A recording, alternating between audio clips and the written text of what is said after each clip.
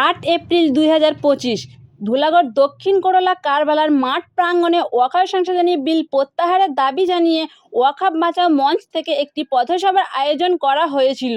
মূলত কেন্দ্রীয় সরকারের আনা এই অসাংবিধানিক অমানবিক কালা কানুন ওয়াকফ বিল গত বুধবার গভীর রাতে সরকার ও বিরোধী পক্ষের দীর্ঘ বিতর্কের পরে লোকসভায় 56 ভোটের ব্যবধানে পাশ হয়েছিল। পক্ষে পড়েছিল 288টি ভোট, বিপক্ষে পড়েছিল 232টি ভোট। এরপরে 128 থেকে 95 ভোটে রাজ্যসভায় বৃহস্পতিবার গভীর রাতে পাশ হয়েছিল এই সংশোধনী বিল। উভয় কক্ষে পাশ হওয়া বিলটা অনুমোদনের জন্য পাঠানো হয়েছিল রাষ্ট্রপতি ভবনে।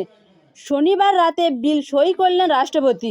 তারপর সিলমোহর পাওয়া বিলটি আইনে পরিণত।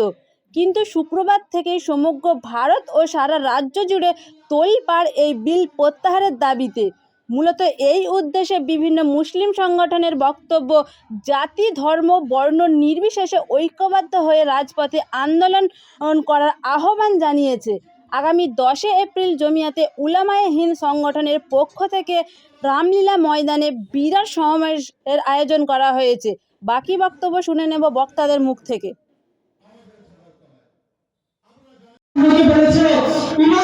তোমার ওই সম্পত্তিটা যদি তোমার থেকে বেশি হয় এবং তোমার কাজে না আসে, ওটা তুমি আল্লাহর রাস্তায় ওয়াকফ করে দাও। হযরত উমর রাদিয়াল্লাহু আনহু সেই জমিটা আল্লাহর রাস্তায় ওয়াকফ করে দিয়েছেন। আজকে ইতিহাস সাক্ষী, আজকে এই যুগে দাঁড়িয়ে 1450 বছর পরেও আরব সরকারের ক্ষমতা হয়নি ওই উমর রাদিয়াল্লাহু আনহুর ওই জমিকে কব্জা করে নেয়। বরং শুনলে অবাক হবেন, যারা ভাগ করতে গেছেন তারা জানেন যে উমর রাদিয়াল্লাহু আনহুর কেনা ওই বাগান আজও পর্যন্ত ওই অসহায় দুস্থ মুসলমান এবং ইসলামের কাজে ব্যবহার হচ্ছে। আজও পর্যন্ত কোন সরকারের নামে, কোন ব্যক্তির নামে, কোন প্রতিষ্ঠানের নামে ওই জমি নেই, বরং হযরত উমর রাদিয়াল্লাহু আনহুর নামে আরব সরকারের ব্যাংকে অ্যাকাউন্ট আছে হযরত উমর রাদিয়াল্লাহু আনহুর নামে। এমনকি ইলেকট্রিক বিল আছে হযরত উমর রাদিয়াল্লাহু আনহুর নামে।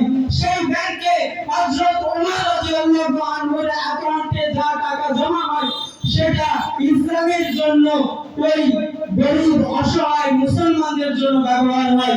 সেই কুয়া হযরত উসমানের নামে এখনো আছে, সেখানে খেজুর বাগান আছে, এখনো পর্যন্ত সেই বাগানে যা আয় হয় হযরত উমর এবং উসমান রাদিয়াল্লাহু আনহুর নামে ওয়াকফ সম্পত্তিতে যায়।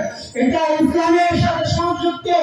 এই ওয়াকফ সম্পত্তি আমরা আরব সরকার নিতে পারেনি, আমাদের ভারত সরকার নিতে। আপনারা জানেন কি মানিক ফকির যে ছোটদের নেতা, তিনি আজ আমাদের ছাদের তলায়। আমাদের শক্তি আজ এতটুকুই, সামান্য কিছুর মধ্যে সীমাবদ্ধ নেই।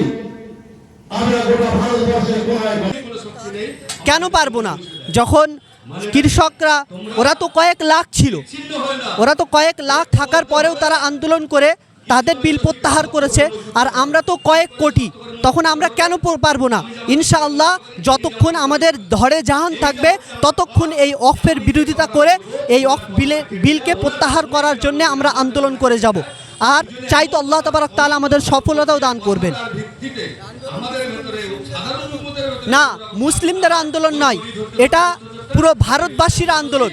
কারণ আজ হয়তো মুসলিমদের পয়েন্ট করে ওয়াকফ সম্পত্তির উপরে হাত দিয়েছে, কারণ এই সরকারের পেশা মানুষকে হেনস্থা করবে।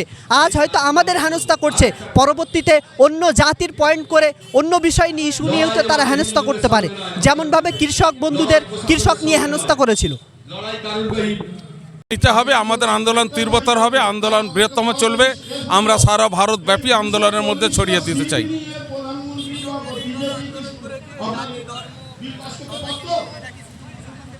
না, আন্দোলনে আমাদের সঙ্গে বহু সংগঠন সামিল আছে। হিন্দু আছে, শিখ আছে, জৈন আছে, খ্রিস্টান আছে, সাধু আছে, দরবেশ আছে, বিভিন্ন সংগঠন আমাদের সঙ্গে একত্রিত হয়ে আমাদের আন্দোলনে সামিল হয়েছে।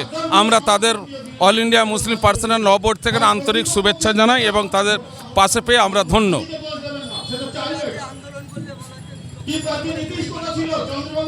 দেখা যাক কত জরিমানা হয়, আমাদেরও কত রক্ত আছে, আমরা লড়ে যাবো ইনশাল্লাহ।